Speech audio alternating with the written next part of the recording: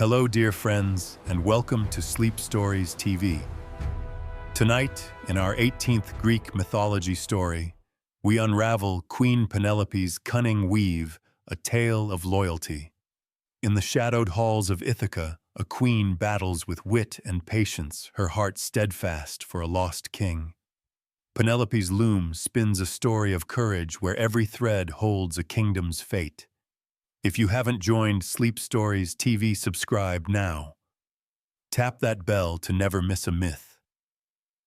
Now let's step into the tale where a queen's cunning outshines the storm of greed and loyalty lights the way home.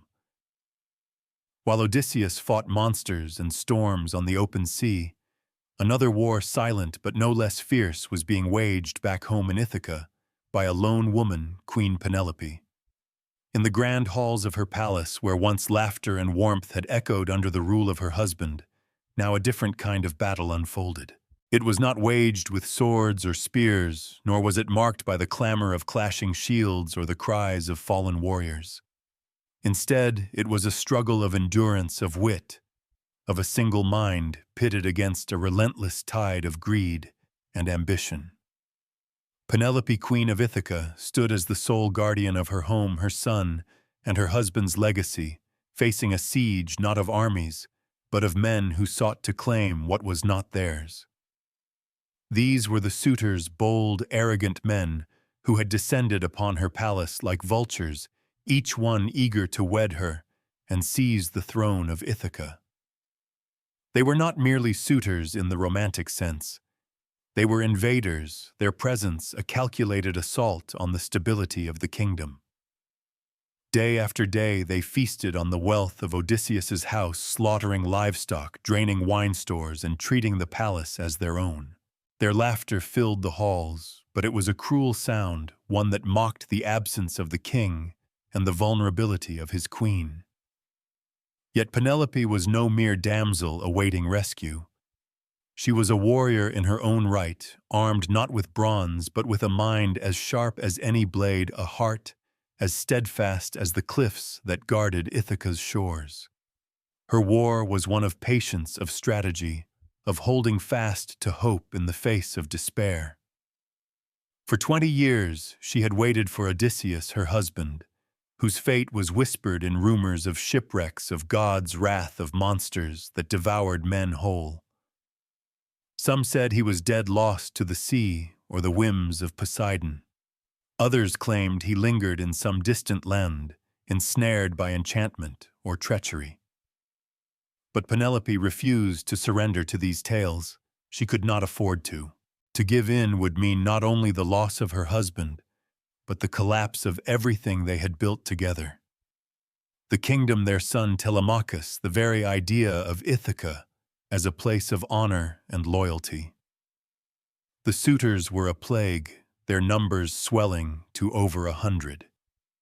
Each one a noble from Ithaca or neighboring islands, each one convinced that Odysseus would never return. They saw in his absence an opportunity, a chance to claim his wife, his throne, his legacy. They pressed her to choose a new husband, to abandon her fidelity to a man who in their eyes was nothing more than a ghost. But Penelope saw through their flattery, their false courtesies. She knew their true aim: to erode her authority, to plunder the wealth of the palace, to reduce her to a prize in their contest for power. The situation was dire, for she could not simply expel them. The suitors were powerful men backed by their own households, their own warriors. To confront them directly would risk open rebellion, perhaps even bloodshed, and Penelope had no army at her command. Her son Telemachus was still young, not yet ready to claim his father's place or challenge such a host.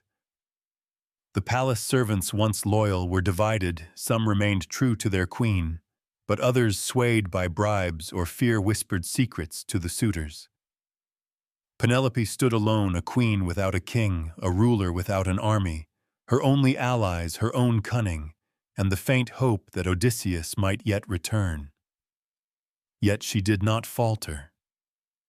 Where others might have crumbled under the weight of such odds, Penelope stood firm, her resolve as unyielding as the stone walls of her home. She understood that this was not a battle to be won with force, but with guile, with the careful weaving of plans, as intricate as any tapestry. Her mind, honed by years of ruling alongside Odysseus, became her greatest weapon. Like her husband, who had once outwitted the Cyclops and navigated the perils of Scylla and Charybdis, Penelope possessed a gift for Metis' cunning intelligence, the ability to see paths where others saw only walls. She knew she could not drive the suitors away, but she could delay them, keep them at bay, buy time for Odysseus to return, or for Telemachus to grow into a man capable of defending his birthright. Her strategy was one of endurance, of playing the role expected of her, a grieving widow, a dutiful queen, while secretly undermining the suitors' plans. She observed them closely, noting their rivalries, their weaknesses, the cracks in their alliances. They were not a unified force, but a pack of wolves, each one hungry for the throne, each one suspicious of the others. This disunity was her opportunity, a chink in their armor that she could exploit. She spoke to them with measured words, offering just enough encouragement to keep them hoping, but never enough to commit. She played the part of the bereaved wife cloaked in mourning, her eyes cast down in seeming submission, while her mind raced with plans. To the suitors, she was a prize to be won, a woman to be persuaded or coerced. But to Penelope, they were pieces on a board to be moved and manipulated until the moment was right. This silent war required not only intellect, but immense emotional strength. Every day Penelope walked among men who disrespected her, who mocked her fidelity, who treated her home as a banquet hall for their endless feasts. She heard their crude jests, their boasts, their thinly veiled threats. Yet she never wavered, never let her mask slip. To show weakness would be to invite disaster. To show anger would be to give them power. Instead, she carried herself with the dignity of a queen, her every word and gesture calculated to maintain the fragile balance of power.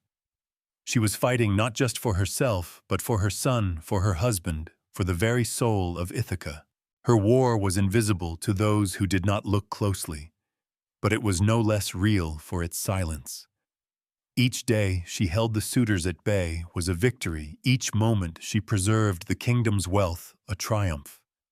And as the years passed, as hope grew thinner and the suitors grew bolder, Penelope's resolve only deepened. She was not merely waiting for Odysseus. She was holding the line, keeping the kingdom intact until he could return to claim it. In this she was his equal, a partner in cunning, a queen whose strength lay not in the might of her arm, but in the unbreakable will of her heart. Her story was not one of passive loyalty, but of active resistance, a testament to the power of a woman who, against all odds, refused to be defeated. Her palace was besieged not by an army, but by more than 100 arrogant suitors who were devouring the kingdom's wealth and turning her home into an endless feast. The once proud halls of Ithaca, where Odysseus had held court with wisdom and authority, now rang with the raucous laughter of men who cared nothing for the kingdom's legacy. These suitors, nobles from Ithaca and the surrounding islands, had come not out of love for Penelope, but out of greed for the power and riches that came with her hand. They saw her as a key to the throne, a means to claim Odysseus's place as ruler of Ithaca. In their eyes, the king was gone, likely dead, swallowed by the sea, or lost to some distant shore, and his absence left a vacuum they were eager to fill. They descended upon the palace like a swarm, each one vying for dominance, each one certain that he would be the one to wed the queen and seize control. They did not come with swords drawn or banners raised, but their presence was no less an invasion. Day after day, they lounged in the great hall, feasting on the livestock that should have sustained the kingdom through lean years, draining casks of wine that had been stored for sacred occasions, and demanding the service of maids and servants who once answered only to Penelope and her husband. The palace, meant to be a seat of order and hospitality, had become a den of excess, its resources hemorrhaging under the weight of their gluttony. This was no mere inconvenience. It was a political crisis that threatened to unravel everything Odysseus and Penelope had built. The suitors' relentless consumption was bleeding Ithaca dry, stripping the kingdom of the wealth it needed to thrive. Every ox slaughtered, every jar of wine emptied, was a blow to the future of Telemachus, Penelope's son, who stood to inherit a kingdom teetering on the edge of ruin. The suitors' presence also undermined Penelope's authority as queen. In a world where a woman's power was often tied to the men around her, father, husband, or son, Penelope's position was precarious. Without Odysseus, she lacked the physical might to expel these intruders, and Telemachus, though brave and loyal, was still too young to challenge such a formidable host. The suitors knew this and exploited it, treating the palace as their own, issuing orders to servants, and behaving as though Penelope's rule was a mere formality, a temporary inconvenience until one of them could claim her. Their disrespect was palpable, their words laced with condescension, their actions a constant reminder that they saw her not as a queen but as a prize to be won. Some pressed their suits with flattery, offering hollow promises of devotion. Others were bolder, their demands edged with threats, implying that refusal might lead to consequences she could not withstand. Yet Penelope, ever watchful, saw the truth behind their masks. This was not just a contest for her hand, but a power grab, a calculated effort to dismantle the house of Odysseus and reshape Ithaca in their own image. The crisis extended beyond the palace walls, casting a shadow over the entire kingdom. The suitors' behavior sent ripples through Ithaca, emboldening disloyalty among the people. Some households, seeing the apparent weakness of the royal family, began to waver in their allegiance, whispering that perhaps it was time for a new ruler. The suitors' wealth and influence drew followers, men who saw profit in aligning with those who seemed poised to take power. Meanwhile, the common folk suffered as the kingdom's resources dwindled, their fields raided to feed the suitors' endless feasts, their livelihoods strained by the chaos in the palace. Penelope, as queen, felt the weight of this responsibility. She was not just protecting her own honor or her son's inheritance. She was safeguarding the very soul of Ithaca, a kingdom built on the ideals of loyalty, hospitality, and justice. To let the suitors prevail would be to let those ideals crumble, to allow greed and opportunism to triumph over the legacy she and Odysseus had forged. Yet she could not confront them openly. A direct challenge would risk rebellion, perhaps even civil war, and Penelope had no army to call upon, no warriors to rally. The palace guard, such as it was, could not match the combined might of the suitors and their retainers. Her power lay elsewhere, in her ability to outthink her enemies, to turn their strengths against them, to hold the line until the moment was right. Penelope's response to this crisis was not to despair, but to strategize to transform her vulnerability into a weapon. She understood that the suitors' greatest asset, their numbers and their confidence, was also their weakness. They were not a united front, but a fractious group, each man driven by his own ambition, each one suspicious of his rivals. This disunity was something she could exploit, a thread she could pull to unravel their plans. She began to play a delicate game, one that required her to walk a knife's edge between appeasement and resistance. To the suitors, she presented a facade of compliance, a queen mourning her lost husband, a woman who might in time be persuaded to choose a new one. She spoke with grace and restraint, her words carefully chosen to keep them guessing, to keep them hoping without ever giving them what they wanted. She listened to their boasts, their flattery, their thinly veiled ultimatums, and responded with just enough deference to avoid provoking them, but never so much that she surrendered her dignity. Behind this mask, her mind was always at work, calculating, observing, seeking ways to delay the inevitable moment when they might force her hand. She knew that time was her ally, that every day she kept the suitors at bay was another day for Odysseus to return, for Telemachus to grow stronger, for the tide to turn. This silent resistance, this war of attrition waged in the halls of her own home was Penelope's battlefield, and she fought it with a courage and cunning that rivaled any hero's.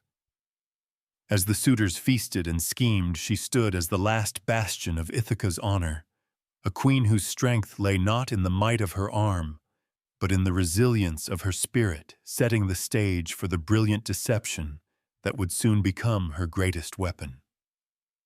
Knowing she could not fight them with force, Penelope used the only weapons she had, her sharp intellect and her infinite patience.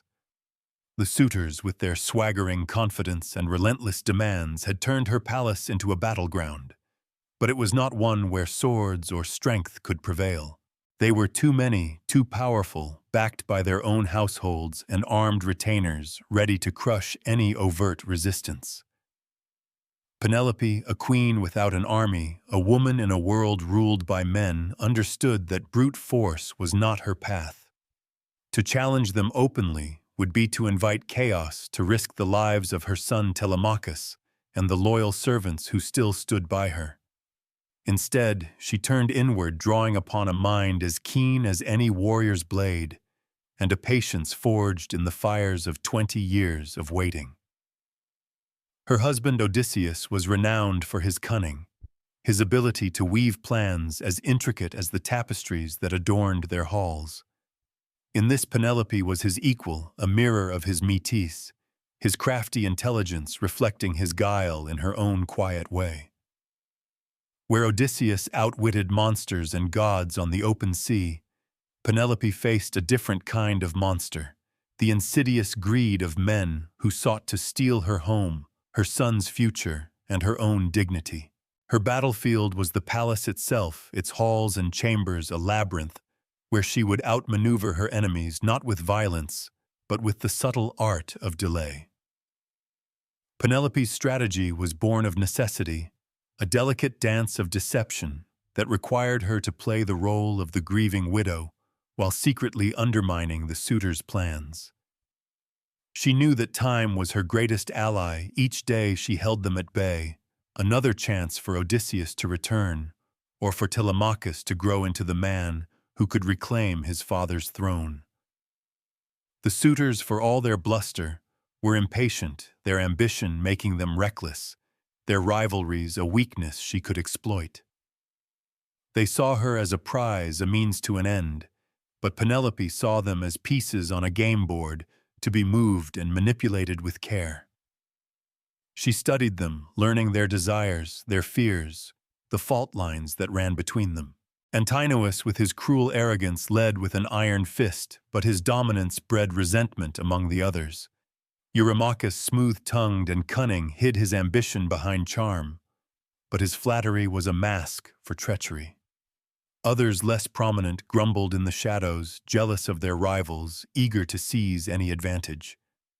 Penelope noted these divisions, sowing seeds of discord, with a word here, a glance there, never giving any one suitor enough hope to claim victory, but enough to keep them vying against each other. Her patience was her shield, allowing her to endure their insults, their crude jests, their endless feasts, while her intellect was her sword, cutting through their plans with precision. This war of wits required her to walk a perilous line. To resist too openly would provoke the suitors, risking violence or coercion. To yield too much would mean surrendering her kingdom and her loyalty to Odysseus. So she crafted a persona, a mask of compliance that hid the fire within. To the suitors, she appeared as the dutiful queen mourning her lost husband, torn by indecision, perhaps persuadable with the right words or gifts. She spoke softly, her voice measured, her eyes downcast, playing the part they expected of her. Yet every word was calculated, every gesture a move in her silent campaign. She offered just enough encouragement to keep them lingering their hopes alive, but never enough to commit to any one of them. A smile to one, a kind word to another, a vague promise of a decision. Soon these were her tools wielded with the precision of a master weaver. She knew that as long as they believed they could win her, they would weight their greed and pride, chaining them to her palace as surely as any shackles. But this was no easy task. Each day brought new pressures, new demands. As the suitors grew bolder, their patience thinning. They mocked her fidelity, calling Odysseus a dead man, a relic of a lost age. They pressed her to choose their words, edged with threats, their presence a constant reminder of her precarious position. Yet Penelope remained steadfast, her patience a fortress that no taunt could breach. Her intellect, however, was not merely defensive. It was a force of creation, spinning plans as intricate as the threads she wove at her loom. She understood that passive resistance alone would not suffice. She needed a strategy that would bind the suitors to her terms, force them to play by her rules.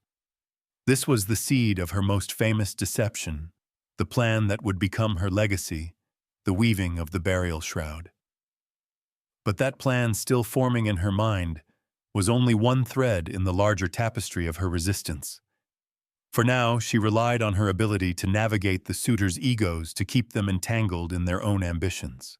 She listened to their boasts, their arguments, their drunken rants, and used their words against them, subtly fanning the flames of their rivalries. A whispered doubt here, a careful question there, and soon the suitors were snarling at each other, their unity fraying like worn cloth. Her patience allowed her to endure the long days of their occupation, while her intellect gave her the tools to fight back, to hold her ground, in a war where every moment of survival was a victory. As the suitors feasted and schemed, unaware of the mind working against them, Penelope prepared to unveil her masterstroke, a plan that would transform her loom, her canvas of resistance, into a weapon of delay, setting the stage for the next chapter of her cunning struggle. And so her first brilliant plan was born: the burial shroud for her father-in-law Laertes. Penelope, surrounded by the clamor of suitors who devoured her home's wealth and pressed her daily to abandon her loyalty to Odysseus, knew she needed a strategy that would hold them at bay without sparking open rebellion. Her palace, once a haven of order and hospitality, had become a prison of sorts, its halls filled with men whose greed threatened to unravel the kingdom she fought to preserve. Direct confrontation was impossible.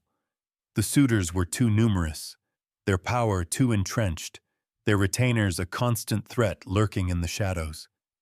Yet Penelope, with her sharp intellect and unyielding patience, saw a way forward, a path as delicate and intricate as the threads she would soon wield.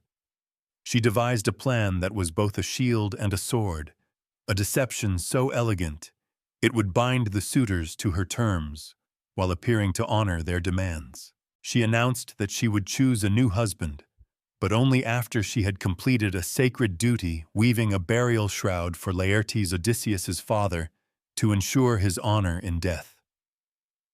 It was a task no one could question, rooted in piety and tradition, a gesture that carried the weight of filial respect in a society that revered such obligations.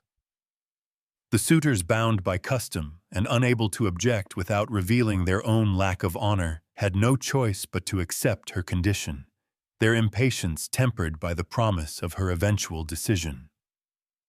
The brilliance of Penelope's plan lay in its simplicity and its audacity.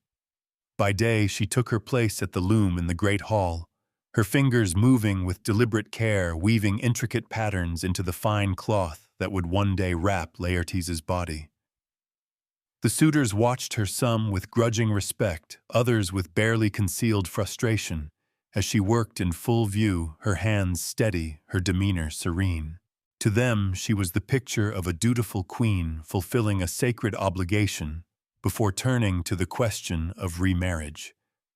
The loom became her stage, the act of weaving a performance that held the suitors captive, their ambitions tethered to the slow, rhythmic clack of the shuttle.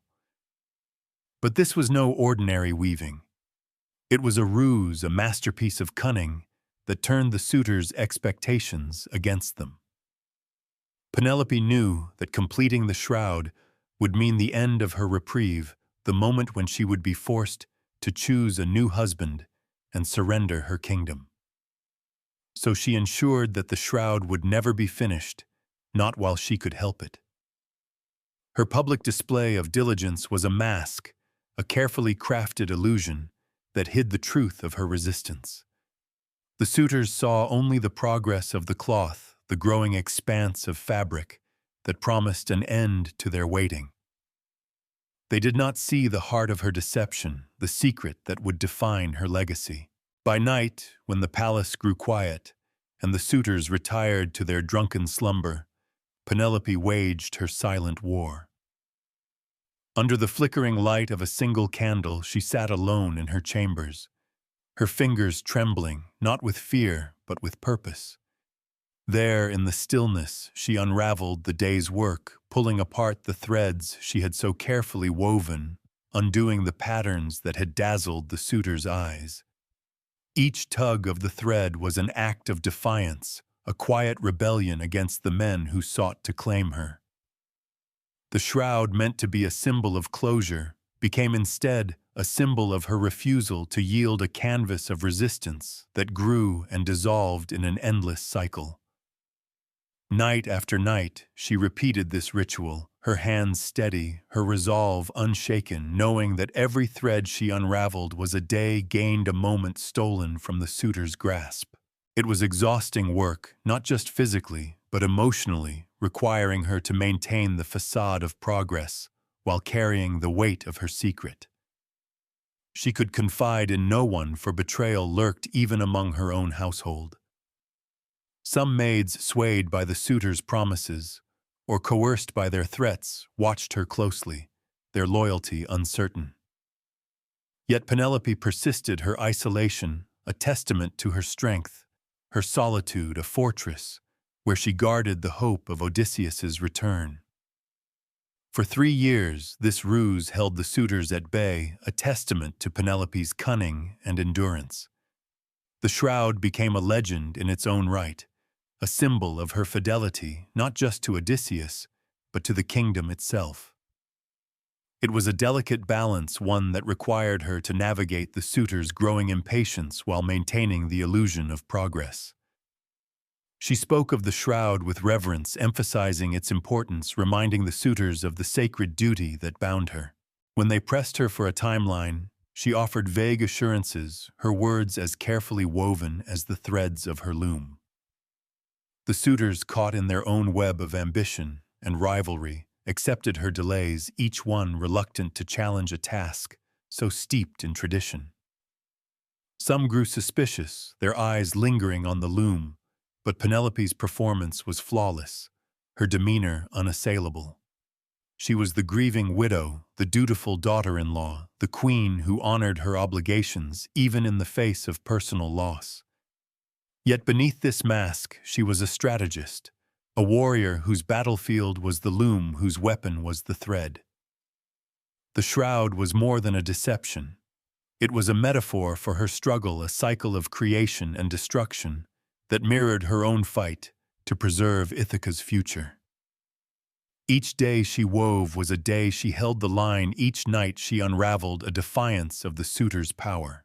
As the years passed, the shroud grew, in the suitors' minds a promise of resolution that never came, while Penelope, alone in her chambers, spun her plan with the patience of a goddess, setting the stage for the next act of her cunning resistance, ready to adapt when her secret would inevitably be exposed. By day, she diligently sat at her loom, weaving intricate patterns in full view of everyone. But by night, under the candlelight, she would secretly unravel all that she had done. In the bustling great hall of Ithaca's palace, where the suitors lounged and feasted, Penelope presented a picture of serene diligence, her hands moving with practiced grace over the loom. The clack of the shuttle, the soft rustle of thread became a rhythm that filled the air, a testament to her supposed commitment to the burial shroud for Laertes. The suitors sprawled across benches, their voices loud with wine and bravado, watched her with a mix of impatience and grudging admiration. To them she was fulfilling a sacred duty, her work a symbol of her inevitable surrender to their demands. The shroud with its intricate designs of winding vines and solemn figures grew slowly under her fingers. Each thread a promise that the day of her decision was drawing near. Servants bustled around her carrying trays of food to the suitors, while Penelope remained at her loom, her eyes focused, her expression calm, as if lost in the piety of her task. The suitors saw what they wanted to see, a queen resigned to her fate, a woman who would soon choose one of them to rule Ithaca.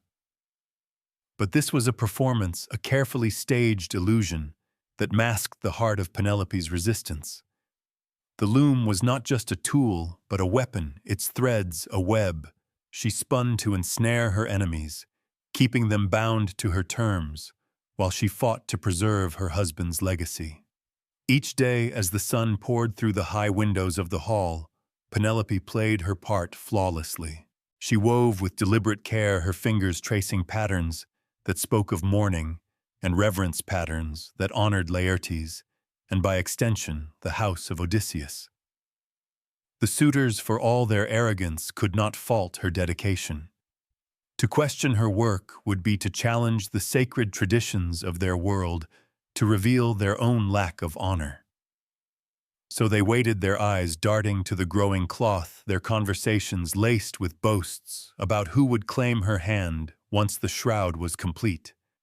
Some, like Antinous, sneered openly, urging her to hasten, their patience worn thin by her delays. Others, like Eurymachus, offered honeyed words praising her skill, hoping to curry favor. Penelope met their gazes with a quiet dignity, her responses soft but firm, deflecting their pressures, with assurances that the shroud must be perfect, worthy of a man like Laertes. Her words were a shield protecting her from their demands, while reinforcing the illusion of progress. The suitors, caught in their own rivalries, accepted her excuses, each one reluctant to push too hard, lest he alienate her or lose ground to his competitors. In this public arena, Penelope's loom became a symbol of her compliance, a beacon that kept the suitors tethered to her palace, their ambitions suspended in the slow rhythm of her weaving. But when night fell and the palace grew still, Penelope's true work began. Alone in her chambers, with only the flickering light of a single candle to guide her, she transformed from dutiful queen to silent rebel. The suitors, sated with wine and food, slept soundly in the guest quarters, unaware of the defiance unfolding just beyond their reach. Penelope sat before the loom, her heart steady, her hands trembling, only slightly, as she began to unravel the day's work. Thread by thread, she pulled apart the intricate patterns. She had woven the vines and figures, dissolving into a tangle of loose strands. Each tug was an act of resistance, a quiet declaration that she would not yield, that she would not let the suitors dictate her fate or the fate of Ithaca. The candlelight cast long shadows across the room, her silhouette, a solitary figure against the weight of her task. The work was painstaking, requiring her to undo every stitch with care, to avoid damaging the cloth, to ensure that the next day's weaving would appear seamless. It was a labor of both body and mind, demanding precision and secrecy, for discovery would mean disaster. The palace was not entirely hers. Some maids, swayed by bribes or fear, served the suitors, their eyes sharp for any sign of disloyalty. Penelope could trust no one fully, not even those closest to her, and so she worked alone, her solitude a testament to her resolve. This cycle of weaving and unweaving was more than a deception. It was a metaphor for Penelope's struggle, a delicate balance of creation and destruction that mirrored her fight to hold on to hope. By day, she built the illusion of compliance, weaving a shroud that promised an end to her resistance. By night, she tore it down, reclaiming her agency, asserting her loyalty to Odysseus and her son. Each night's unraveling was a victory, a moment when she reclaimed control from the suitors who sought to strip it from her. Yet it was a victory won at great cost. The hours spent at the loom, both day and night, were exhausting, draining her strength and testing her endurance. The secrecy weighed heavily, the constant fear of betrayal, a shadow that never left her side. She knew that her ruse could not last forever, that eventually someone would notice the shroud's lack of progress, or a disloyal servant would betray her secret. Yet she persisted, driven by a faith that Odysseus might still return, that her efforts were not in vain. For 3 years she maintained this delicate dance, her loom a battlefield, where she fought with thread instead of steel, her patience and cunning, the weapons that kept the suitors at bay. The shroud became a legend, a symbol of her ingenuity, a testament to a queen who turned a simple act of weaving into an act of defiance, setting the stage for the inevitable moment when her secret would be exposed and her war would demand a new strategy. This ruse succeeded for 3 full years, until a disloyal maidservant betrayed her and revealed her secret to the suitors. For 3 long years, Penelope's loom had been her shield, its threads a delicate web that held the suitors at bay, their ambitions suspended in the illusion of her weaving. By day, she sat in the great hall, her fingers dancing across the loom, crafting intricate patterns that spoke of piety and duty, while the suitors watched their impatience tempered by the promise of her eventual choice. By night, in the solitude of her chambers, she unraveled her work, each thread pulled free, a silent act of defiance, a refusal to let the suitors dictate the fate of Ithaca. The burial shroud for Laertes. Her father-in-law was more than cloth. It was a symbol of her resistance, a masterpiece of cunning that allowed her to delay the moment when she would be forced to choose a new husband and surrender her kingdom. For 3 years, she maintained this delicate balance, her days filled with the performance of diligence, her nights with the quiet rebellion of unraveling. The suitors caught in their own rivalries, and greed accepted her excuses, their suspicions lulled by her flawless act. They saw the growing cloth, heard her soft assurances that the shroud was nearing completion, and believed that their victory was only a matter of time. But Penelope's heart was a fortress, her resolve unyielding, her mind always one step ahead, calculating the risks, guarding the hope that Odysseus might yet return to reclaim his throne. The palace, however, was not a sanctuary, but a battleground, its walls hiding dangers as treacherous as any storm Odysseus faced at sea. Among the servants, loyalty was a fragile thing, strained by the suitors' presence and the chaos they brought. Some maids remained true, their hearts bound to the house of Odysseus, but others wavered, tempted by bribes or cowed by threats. Penelope, ever watchful, knew she could not fully trust those around her. Her ruse required absolute secrecy, for a single careless word could unravel everything she had built. Yet secrecy was a heavy burden, one that isolated her even within her own home.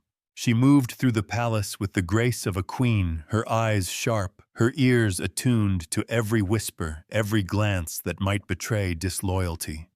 The suitors, for their part, grew restless as the years passed, their patience fraying like worn thread. Antinous, with his cruel demeanor, pressed her harder, his words sharp with suspicion.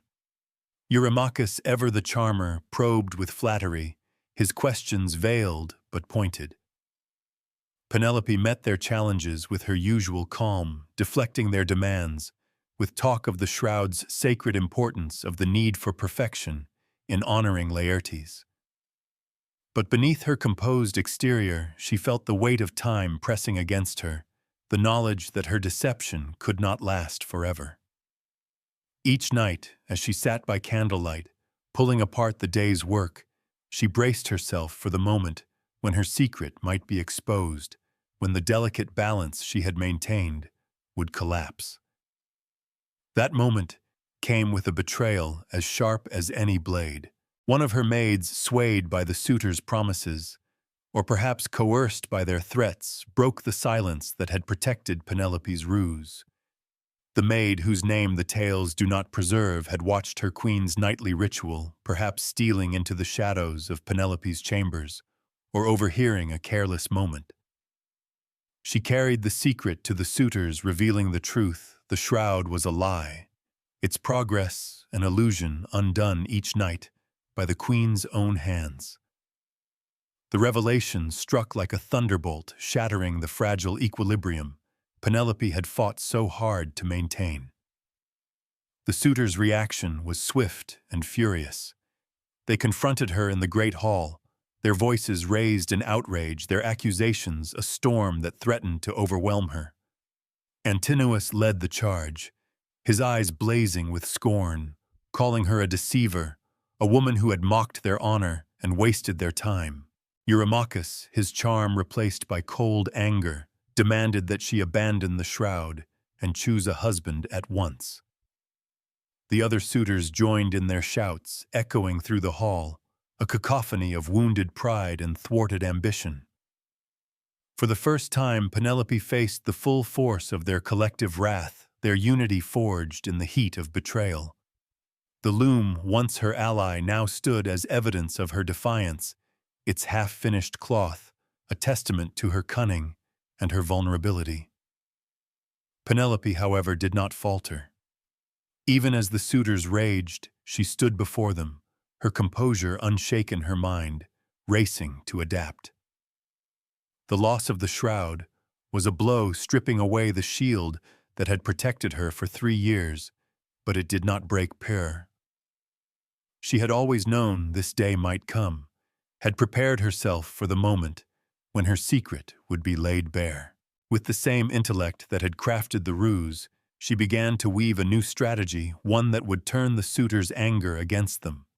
She spoke with measured calm, her voice steady, acknowledging their accusations without admitting defeat.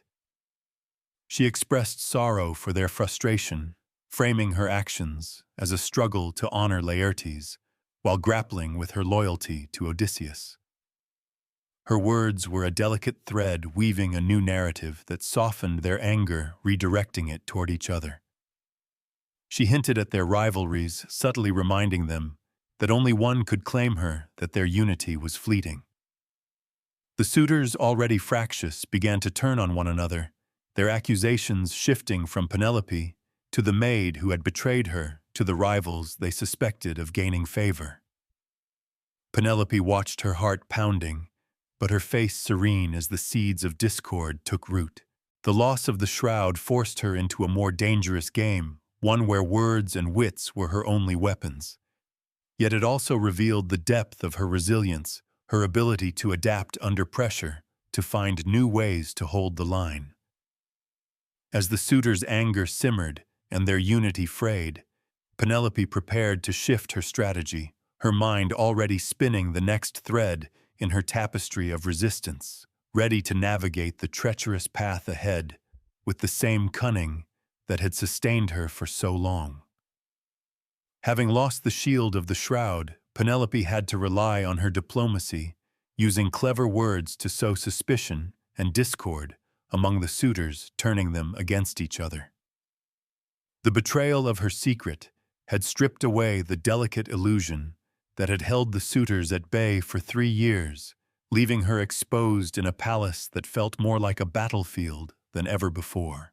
The great hall, once a stage for her performance at the loom, now echoed with the suitors' outrage, their voices a storm of accusations and demands.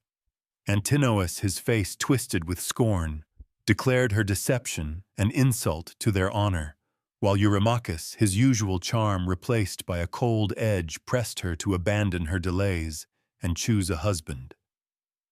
The others joined in their shouts, a cacophony of wounded pride, their unity a rare and dangerous moment that threatened to overwhelm her. The shroud, her masterstroke of cunning, lay abandoned, its threads a silent testament to her defiance now useless against the suitor's newfound resolve. Yet Penelope, standing before them, her posture regal, her eyes steady, did not falter. The loss of her ruse was a blow, but it was not defeat. Her mind, as sharp as ever, turned to a new weapon, the art of words wielded with the precision of a poet and the strategy of a general. Where the loom had once been her tool, now her voice became her instrument, each syllable a thread in a new web designed to entangle her enemies and preserve the fragile balance of power in Ithaca. Penelope understood the suitors better than they understood themselves. For 3 years, she had watched them, studied their rivalries, their egos, the fault lines that ran through their uneasy alliance. They were not a united front, but a pack of wolves, each one hungry for the throne, each one wary of the others.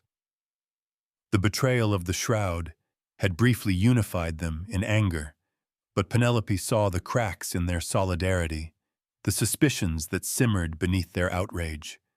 She knew that their unity was fragile, a house built on sand ready to collapse under the weight of their own ambitions. So she began to weave a new kind of deception, one spun not from thread, but from words designed to turn the suitors against each other and buy her the time she so desperately needed. She stepped into the storm of their accusations with a calm that disarmed them. Her voice soft but resonant, carrying the weight of a queen's authority. She acknowledged their frustration, expressing sorrow for the delay, but framed her actions as a struggle to honor her duty to Laertes while wrestling with her loyalty to Odysseus. Her words were carefully chosen, laced with humility, yet edged with strength, a delicate balance that kept the suitors listening, their anger softened by her composure. She spoke of the sacred bonds of family, of the pain of her position, subtly reminding them that her choice was not a simple one, that it carried consequences for all of Ithaca. This was no mere appeasement. It was a calculated maneuver, a shift from the physical act of weaving to the verbal art of diplomacy. Penelope began to exploit the suitors' rivalries, using their own egos as weapons against them. To Antinous, the most aggressive, she offered measured respect, praising his leadership, while subtly questioning whether he could control the others, planting a seed of doubt about his authority. To Eurymachus, the charmer, she directed flattery, commending his eloquence, but hinting that his words might outshine his deeds, a challenge to his pride. To the lesser suitors, she spoke of fairness, suggesting that each deserved an equal chance, stirring jealousy among those who felt overshadowed by the leaders. Her conversations were a dance, each step deliberate, each word a spark that ignited tensions among the suitors. In private moments, she might speak to one, listening intently to his boasts, then casually mention a rival's similar claims, letting suspicion take root. In the great hall, she addressed them as a group, her tone neutral, but her words carefully crafted to highlight their divisions. She asked innocent questions: whose lineage was noblest, whose wealth greatest, whose strength unmatched, knowing that each man would bristle at the thought of another surpassing him. Slowly, imperceptibly, the suitors' unity began to fray their anger at her giving way to arguments among themselves, their accusations turning inward as they vied for dominance. This new strategy was fraught with risk, for it required Penelope to walk a razor's edge. She had to keep the suitors engaged, their hopes alive, without giving any one of them enough to claim victory. A misstep could provoke them further, uniting them against her, or pushing them to act with force. Yet she navigated this perilous terrain with the skill of a seasoned diplomat, her words a shield that protected her from their demands, and a sword that cut through their alliances. She maintained her mask of the grieving queen, her eyes downcast, her voice tinged with sorrow, but her mind was a storm of calculation, always anticipating, always adapting. The palace remained a dangerous place, its halls filled with whispers of betrayal, its servants divided between loyalty and temptation. The maid who had exposed her secret was a reminder that trust was a luxury she could not afford, and Penelope grew even more cautious, her senses attuned to every glance, every murmur. Yet she did not let fear rule her. Each day she faced the suitors, her composure unshaken, her words, weaving a new tapestry of delay and discord. Her diplomacy was a continuation of her war, a shift from the silent rebellion of the loom to the open battlefield of conversation, where every exchange was a skirmish, every pause a moment to regroup. As the suitors argued and schemed, their attention divided, Penelope gained precious time holding the line for Odysseus's return or Telemachus's rise. Her words became her loom, her diplomacy, her thread, and with them she spun a fragile but resilient defense, setting the stage for the next chapter of her struggle when a stranger's arrival would offer a new glimmer of hope. The arrival of a strange old beggar brought a new glimmer of hope, and unlike the others, Penelope treated him with the utmost respect. The palace of Ithaca, once a beacon of hospitality and order, had become a den of chaos, its halls filled with the suitors' endless feasting and their relentless pressure on Penelope to choose a new husband.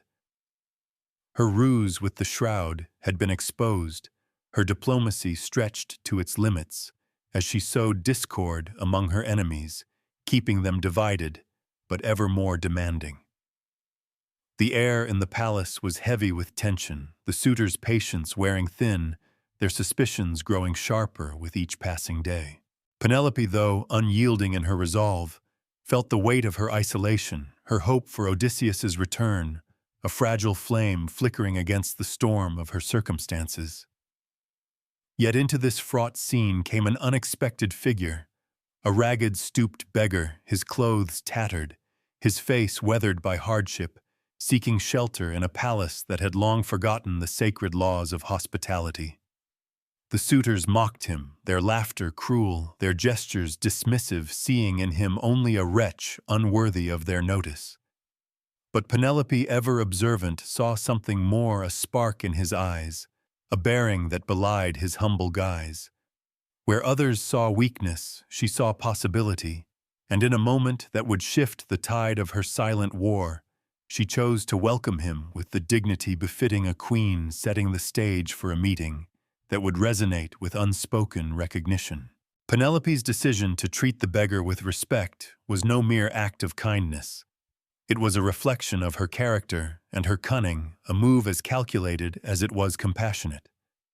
In a palace overrun by men who flouted the sacred code of Xenia, the Greek tradition of hospitality, she upheld the values that had defined Odysseus's rule. The suitors, with their gluttony and arrogance, had trampled on these ideals, treating her home as their own mocking guests, like the beggar who dared to cross their path. But Penelope, standing tall amid their chaos, refused to let their behavior define her. She descended from her chambers to the great hall, her presence commanding silence, her gaze steady as she addressed the stranger. She ordered the servants to offer him food and wine, to provide him a place to sit, a gesture that drew sneers from the suitors, but also a flicker of unease. Why, they wondered, would she bother with a beggar when they nobles of Ithaca and beyond demanded her attention? Penelope's actions were a rebuke to their insolence, a reminder of the honor that still lived in her heart. But they were also a probe, a way to test the stranger's nature. Her intuition, honed by years of navigating deception, whispered that this man was more than he seemed, and she resolved to learn his story, to see if he might hold the key to her deliverance.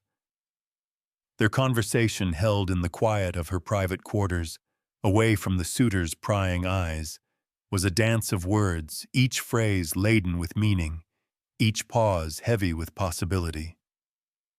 Penelope sat across from the beggar, her eyes searching his face, noting the lines of hardship, the strength beneath the weariness. She asked him who he was, where he came from, her voice gentle but probing, inviting him to share his tale. The beggar spoke of distant lands, of travels and trials, weaving a story that was both vague and vivid, hinting at knowledge of Odysseus without claiming too much. His words were like a tapestry, rich with detail, yet carefully crafted to conceal as much as they revealed. Penelope listened, her heart stirring with a hope she dared not name.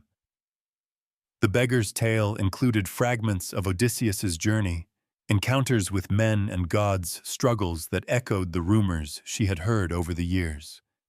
Yet it was not just his words that moved her. It was the way he spoke, the cadence of his voice, the glint in his eye that seemed to mirror the man she had loved for so long. She did not allow herself to believe outright that this was Odysseus. For 20 years of waiting had taught her caution, had shown her the cruelty of false hope. But she felt a connection, a spark of recognition that went beyond words, as if their souls were speaking in a language only they could understand. This meeting was more than a moment of hospitality. It was a turning point, a shift in the delicate balance of Penelope's war. The beggar's presence offered a new thread in her strategy, a chance to test the waters to see if the gods had finally answered her prayers. She treated him with respect, not only because it was right, but because it allowed her to observe him closely, to gauge his reactions, to search for signs that he might be more than a wanderer. Her kindness disarmed him, creating a space where truths could surface, however veiled. She spoke of her own struggles, of the suitors' insolence, of her loyalty to Odysseus, her words a mirror to his own tale of endurance. In doing so, she invited him to reveal more, to drop the mask he wore, even as she maintained her own. The conversation was a delicate interplay, a meeting of two minds accustomed to deception, each testing the other without breaking the fragile trust between them. Penelope's respect for the beggar was a beacon in the darkness of her plight, a reminder of the values she fought to preserve. But it was also a strategic move, a way to draw out the truth without exposing her own hopes.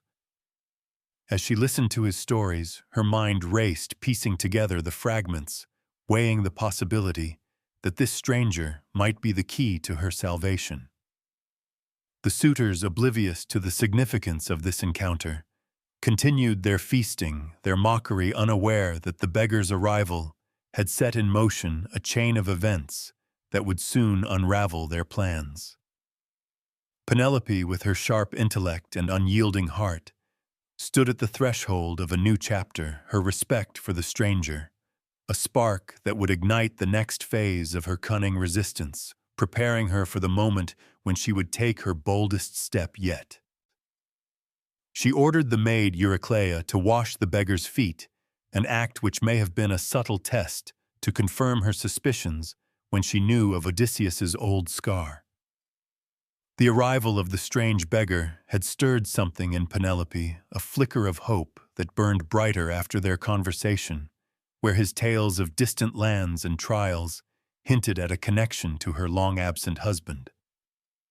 The palace of Ithaca, overrun by suitors who mocked the sacred laws of hospitality, was a place of tension and mistrust, yet Penelope had welcomed this stranger with a dignity that set her apart. Her respect for him had disarmed the suitor's scorn, but it had also deepened her curiosity, her intuition whispering that this ragged figure might be more than he appeared. Their exchange, rich with unspoken meaning, had left her heart racing, her mind grappling with the possibility that Odysseus, after 20 years, might have returned in disguise. But hope was a dangerous thing, a flame that could burn if not tempered by caution. Penelope, whose cunning had sustained her through years of silent resistance, knew better than to trust her heart alone. She needed proof, a sign that this beggar was indeed her husband, and so she devised a test as subtle as it was profound, one that would probe the stranger's identity without revealing her own suspicions. By ordering Eurycleia, the loyal nurse who had raised Odysseus from infancy, to wash the beggar's feet, Penelope set in motion a moment that could confirm or shatter her hopes, a moment that hinged on a secret only she. Odysseus and Eurycleia shared the scar from a boar's tusk, etched into his leg long ago. The act of foot washing was on its surface a simple gesture of hospitality, a custom rooted in the traditions of Ithaca and the wider Greek world. Guests weary from travel were offered water to cleanse their feet, a sign of respect and care. But for Penelope, it was far more than courtesy. It was a calculated move, a way to test the beggar's identity while maintaining the facade of a gracious host. She called Eurycleia to her side, her voice calm but firm, instructing the old nurse to tend to the stranger with the same care she would have shown Odysseus himself. Eurycleia, her face lined with years of loyalty and sorrow, audit her hands, trembling slightly as she prepared the basin. The great hall was quieter now, the suitors distracted by their wine and banter, their attention drifting from the beggar they had mocked earlier. Penelope watched from a distance, her heart a storm of anticipation and restraint, her eyes fixed on the scene unfolding before her. She knew the scar well, a jagged mark on Odysseus's thigh, earned in his youth during a hunt, a story he had shared with her in the early days of their marriage. Eurycleia, who had bandaged that wound decades ago, would recognize it instantly if it were there. By placing the beggar in her hands, Penelope was not merely offering hospitality, but setting a trap for the truth, a way to confirm her suspicions without exposing herself to the risk of false hope or betrayal. As Eurycleia knelt before the beggar, her hands dipping into the warm water, the moment was charged with a quiet intensity. The beggar sat still, his ragged cloak pulled close, his face shadowed but composed. Penelope, standing nearby, maintained her mask of serenity, her posture regale, her expression betraying nothing of the turmoil within. She watched as Eurycleia's hands moved with care, washing the dust and grime from the beggar's feet, her fingers tracing the contours of his legs. The old nurse's touch was gentle, her eyes focused, but Penelope saw the moment when recognition dawned, a sudden pause, a sharp intake of breath, a flicker of shock in Eurycleia's weathered face. The scar hidden beneath rags and years of hardship was there, unmistakable in its jagged truth. Eurycleia's hands faltered, her eyes lifting to the beggar's face, searching for the boy she had raised, the man she had mourned. But before she could speak, the beggar's hand moved swiftly, a subtle gesture that silenced her, a warning to keep the secret. Penelope, ever observant, caught the exchange, the unspoken understanding that passed between them. Her heart leaped, but she held her composure, her face a mask of calm, giving no sign that she had seen the truth unveiled. Whether she had orchestrated this moment with certainty or merely hoped for it, the scar confirmed what her intuition had whispered. This beggar was Odysseus, returned at last, disguised to reclaim his home. This moment was a triumph of Penelope's cunning, a testament to her ability to navigate the delicate balance between hope and caution.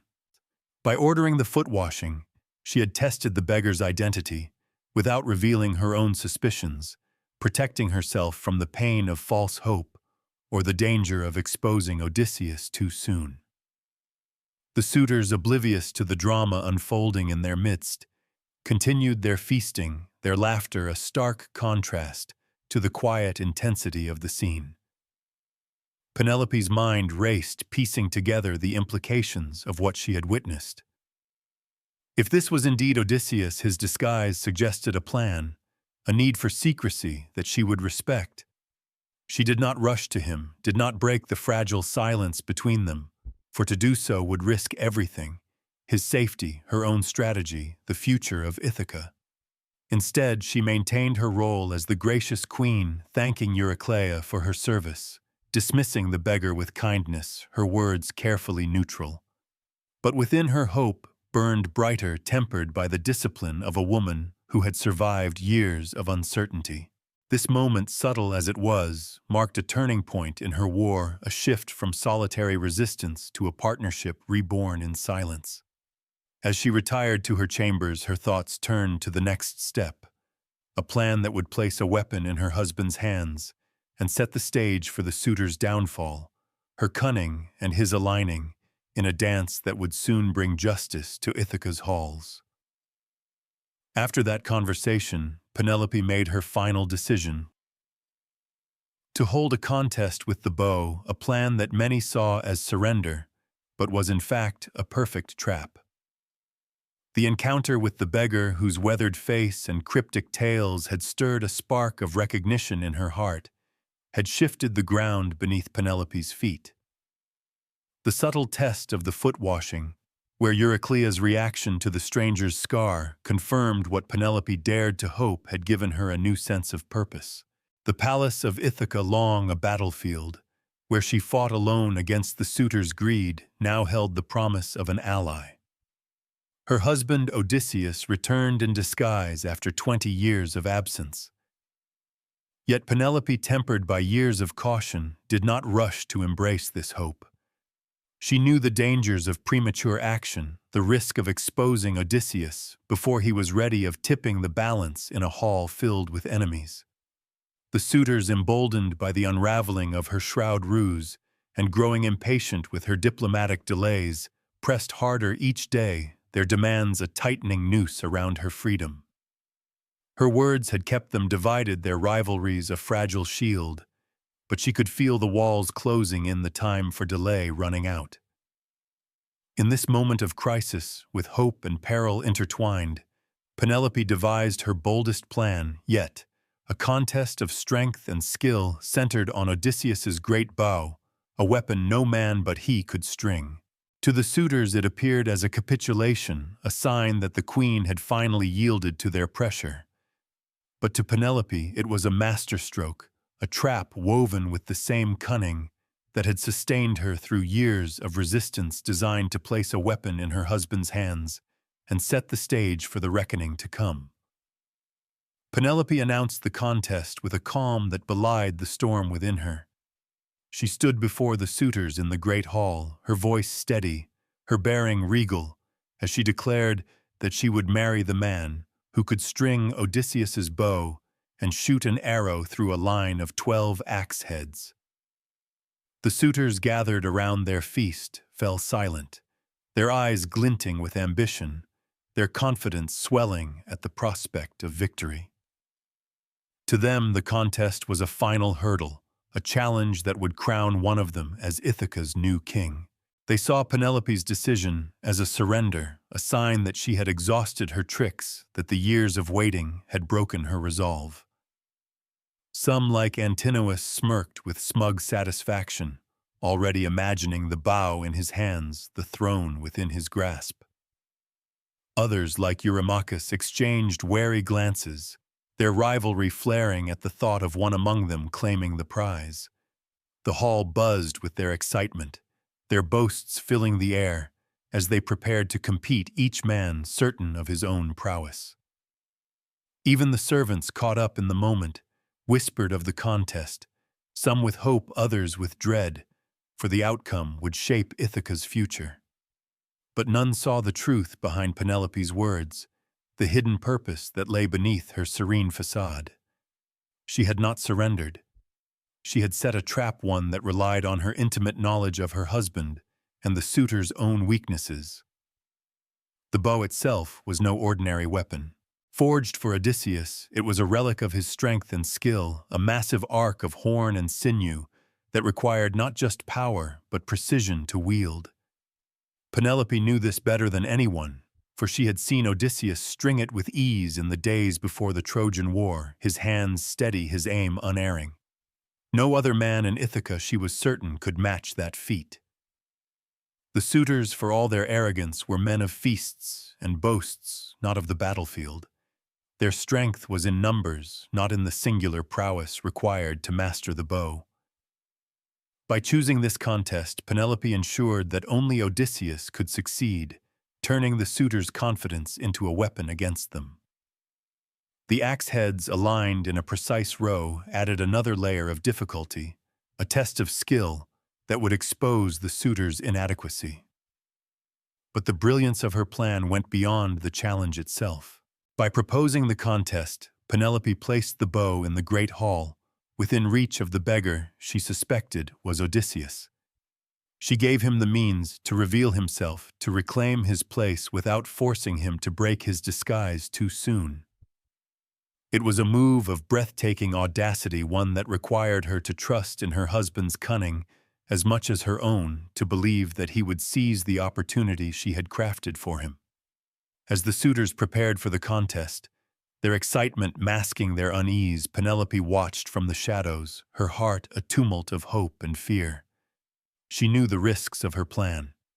If Odysseus was not the beggar, or if he failed to act, the contest could backfire, forcing her to marry a suitor who somehow managed to string the bow. Yet she trusted her intuition, the silent understanding that had passed between her and the stranger during their conversation, the confirmation of the scar that had sealed her hope.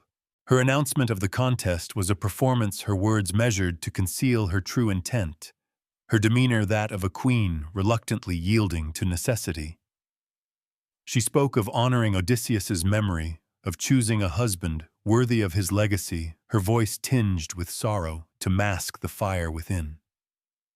The suitors, blind to her strategy, saw only the prize, not the trap. Penelope's plan was a culmination of her years of resistance, a final act of cunning that transformed her apparent surrender into a weapon of deliverance. As the day of the contest approached, the palace buzzed with anticipation, the suitors sharpening their egos, the beggar lingering quietly in the background. Penelope, ever the strategist, prepared to step back to let the trap she had set spring shut, knowing that the bow would find its true master, and that the suitors' greed would lead them to their downfall, paving the way for the climactic purge that would restore Ithaca's honor. While the slaughter took place in the great hall, Penelope remained calm in her chambers, not out of fear, but perhaps because she knew exactly what was happening according to her own plan. The contest of the bow, her boldest and most perilous gambit, had set the stage for a reckoning that would either save Ithaca or seal its ruin. The palace, long a battleground, where she had fought with cunning and patience against the suitors' greed, now trembled with the sounds of violence, shouts, the twang of bowstrings, the thud of bodies falling. The suitors who had mocked the beggar's attempt to string Odysseus's great bow had watched in disbelief as the ragged stranger succeeded where they had failed, his hands steady, his aim true. The beggar revealed as Odysseus had turned the contest into a trap, his arrows cutting down the suitors, one by one, their arrogance giving way to panic, as the hall became a slaughterhouse. Telemachus, loyal and fierce, stood by his father's side, joined by a few faithful servants, their weapons turning the feast into a battlefield. The air was thick with the coppery scent of blood, the cries of the dying, a stark contrast to the laughter that had filled the hall for years. Yet Penelope, alone in her chambers, did not rush to the chaos, did not cower or weep. Her stillness was not the paralysis of fear, but the quiet strength of a woman who had orchestrated this moment, who had woven a tapestry of resistance that now culminated in her husband's return and the suitor's downfall. Penelope's calm was the culmination of 20 years of endurance, a testament to the trust she placed in her own strategy and in Odysseus's cunning. When she had proposed the contest, she had known the bow was a weapon only her husband could wield, its strength and precision, a match for his alone. By placing it in the great hall, she had armed him, giving him the means to reclaim his place without breaking his disguise too soon. The suitors, blinded by their own hubris, had seen the contest as their victory, a chance to claim her hand and the throne. But Penelope had seen it for what it was, a trap, a way to expose their weakness and deliver them into Odysseus's hands. Her decision had been a leap of faith built on the subtle signs she had gleaned from the beggar, the scar, the cadence of his voice, the unspoken understanding in their conversation. She had not declared him Odysseus, had not rushed to embrace him, for to do so would have risked everything. Instead, she had stepped back, letting the contest unfold, trusting that her husband, if it was truly him, would seize the opportunity she had crafted. Now, as the sounds of slaughter reached her chambers, she remained composed, her heart steady, her mind alert. The violence below was the fruit of her plan, the purging of a plague that had tormented Ithaca for too long. Her calmness was not detachment, but a profound awareness, a belief that the chaos was not random, but orchestrated a necessary storm to cleanse her home. The palace, for so long a prison of her resistance, was now a crucible, its walls bearing witness to the justice she had helped to unleash. Penelope had spent years navigating the suitors' threats, their mockery, their relentless pressure, her every word and action, a thread in a delicate web of delay. The shroud, the diplomacy, the contest, all were parts of a larger strategy, each move calculated to preserve Ithaca until Odysseus could return. The beggar's arrival had been the turning point, the moment when hope became a possibility, and her subtle test with Eurycleia had confirmed it. Yet even then, she had held back her caution, a shield against the pain of false hope, her silence a way to protect Odysseus's plan. Now, as the suitors fell, she did not need to see the carnage to know what was happening. The sounds told her enough, their shouts of defiance turning to screams of terror, the clash of metal, the silence that followed each deadly shot. She could imagine Odysseus no longer a beggar, but a warrior, his bow singing with the vengeance of 20 years. Telemachus, her son, would be there too, proving his loyalty, his strength stepping into the role she had protected for him through her long struggle. The loyal servants like Eumaeus and Philoetius would stand with them, their fidelity a mirror of her own. This was the moment she had fought for the restoration of order, the reclaiming of her home. Yet Penelope's calm was not merely confidence in the outcome. It was a reflection of her role as a partner in this victory. She had not been a passive bystander waiting for a hero to save her. She had been a strategist, a warrior in her own right. Her battlefield, the palace itself, her weapons, her intellect, and patience. The contest had been her final act of cunning, a move that shifted the balance from defense to offense, from delay to action. By staying in her chambers, she maintained the illusion of detachment, ensuring that the suitors' downfall was seen as Odysseus's triumph, not hers. This was no act of cowardice, but a deliberate choice, a way to let her husband reclaim his place without her presence complicating the narrative. She knew the suitors' deaths were necessary, their hubris a violation of the gods' laws, their greed a threat to Ithaca's soul. But she also knew that her role was not to wield the bow, but to set the stage for it, to create the conditions for justice. As the sounds of slaughter faded, replaced by an eerie silence, Penelope prepared herself for what came next. The man who emerged from the hall would claim to be Odysseus, but she would not accept him blindly. 20 years of waiting, of deception, of betrayal had taught her to trust only what she could verify. Her calm was the strength of a queen who had fought too long to let emotion cloud her judgment, who knew that one final test awaited. Before she could embrace the victory, she had helped to forge a test that would confirm not just Odysseus's identity, but the enduring bond that had sustained them both through their long separate wars.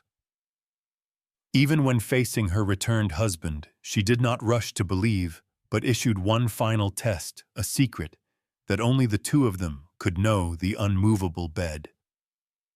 The great hall of Ithaca, stained with the blood of the suitors, had fallen silent, the chaos of slaughter giving way to a stillness heavy with the weight of victory. Odysseus, no longer cloaked in the beggar's rags, stood revealed as the king, his bow still in hand, his son Telemachus and loyal servants at his side. The suitors who had plagued the palace for years lay dead, their greed and hubris answered by the arrows of a man they had mocked. Penelope, who had remained in her chambers during the purge, emerged at last, summoned to face the stranger who claimed to be her husband. The palace, her battlefield for so long, was transformed, its air thick with the scent of blood and the echoes of justice. Yet Penelope, whose cunning had orchestrated the contest that armed Odysseus, whose patience had held Ithaca together through 20 years of absence, did not run to embrace the man before her. Her heart, stirred by hope during their earlier encounter, tempered by the scar's confirmation, still demanded caution. 20 years of rumors, of false reports of gods who could wear mortal guise, had taught her to trust only what she could prove. So she devised one final test, a secret so intimate, so unique to their bond, that only the true Odysseus could know it. The secret of their marriage bed, rooted immovable in the earth, a symbol of their unshakable love.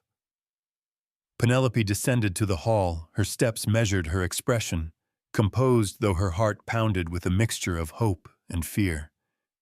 The man before her was no longer the stooped beggar, but a warrior, his frame tall, his eyes fierce with the fire of survival. Telemachus, his face flushed with pride, urged her to rejoice, to embrace the father he had barely known.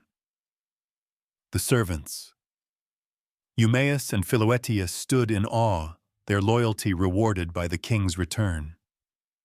Even Eurycleia, who had recognized the scar, looked to Penelope with expectation, her eyes pleading for the reunion she had longed for. But Penelope held back her gaze, steady, her voice calm, as she addressed the man who claimed to be Odysseus. She spoke with courtesy, acknowledging his victory, his prowess with the bow, but her words carried a distance, a reserve that puzzled those around her. To the onlookers, her hesitation seemed cold, almost cruel after such a triumph. Telemachus, impatient, chided her, unable to understand why she did not fall into his father's arms. But Penelope was not swayed by emotion or expectation. She had fought too long, endured too much to let her guard down now. The gods, she knew, could play cruel tricks, disguising themselves as mortals to test or torment. An impostor cloaked in Odysseus's form could deceive even the most loyal heart. Her final test was not born of doubt, but of wisdom, a need to protect not just herself, but the kingdom she had preserved through years of silent war. She turned to Eurycleia, her voice clear and deliberate, and gave an instruction that seemed innocuous, even careless to those who did not know her mind. She asked the nurse to prepare their marriage bed, to move it from their chamber, and set it in another room for the stranger to rest. The words hung in the air, a challenge disguised as a command, and Penelope watched the man's reaction with a gaze that missed nothing. Only she and Odysseus knew the truth of their bed. It was no ordinary piece of furniture, but a marvel crafted by his own hands. One of its posts was the trunk of a living olive tree rooted deep in the earth, immovable, a secret they had shared in the early days of their marriage. It was a symbol of their bond, a testament to their love built to withstand time and trial. No one else in Ithaca, not even Telemachus or Eurycleia, knew this detail. If the man before her was an impostor, he would accept the command without question, unaware of its impossibility. But if he was Odysseus, he would know the bed could not be moved, and his response would reveal the truth. The man's reaction was immediate, his voice rising with a mix of indignation and pain. He protested, describing the bed's construction, the olive tree's roots, the labor of his hands, his words a flood of memory that only the true Odysseus could unleash. Penelope's heart leaped, but she held her composure, her eyes searching his, seeking the final confirmation she needed. The moment was electric, a culmination of Penelope's cunning and caution. The test of the bed was her masterstroke, a final thread in the tapestry of her resistance, woven with the same precision that had defined her struggle. It was not enough to trust the scar, the bow, the tales of the beggar. She needed a truth that belonged only to them, a secret that bound their hearts across 20 years of separation. When Odysseus spoke of the bed, his voice breaking with emotion, Penelope knew at last that he was no god, no impostor, but her husband returned to her side. Only then did she let her mask fall, her eyes filling with tears as she stepped forward. Their reunion, a quiet, profound moment amid the chaos of victory. The onlookers who had mistaken her caution for coldness saw the truth of her love, her wisdom, her strength. The test of the bed was not just a verification of identity, but a reaffirmation of their partnership, a bond forged in trust and cunning that had sustained them both through their separate trials.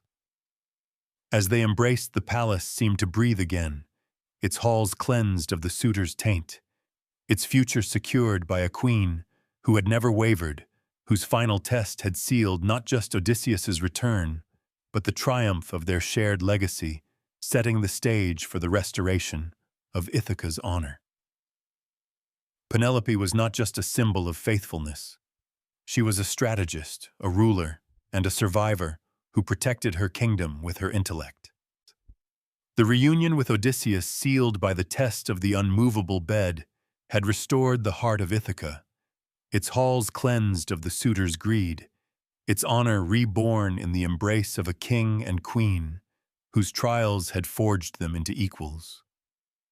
The palace, once a battleground, where Penelope waged a silent war against 100 invaders, now stood as a testament to her resilience, its walls bearing witness to a victory won not by strength alone but by the power of her mind. For 20 years, she had held the line, her every action a thread in a tapestry of resistance that preserved her husband's legacy, her son's future, and the soul of Ithaca itself.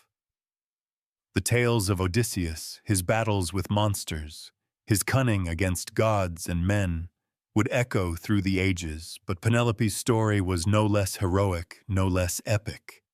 She was not merely the wife who waited a passive figure in the shadow of her husband's glory.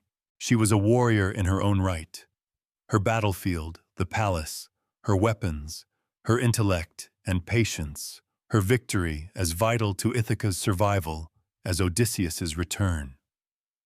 Her legacy, woven through years of deception, diplomacy, and daring, redefined her not as a secondary character, but as a protagonist, a queen whose cunning matched her husband's, whose strength ensured that their home endured until they could stand together once more.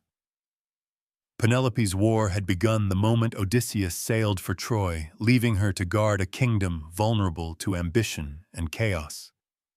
The suitors, descending like vultures, had seen his absence as an opportunity, their presence a siege that threatened to unravel everything she and Odysseus had built.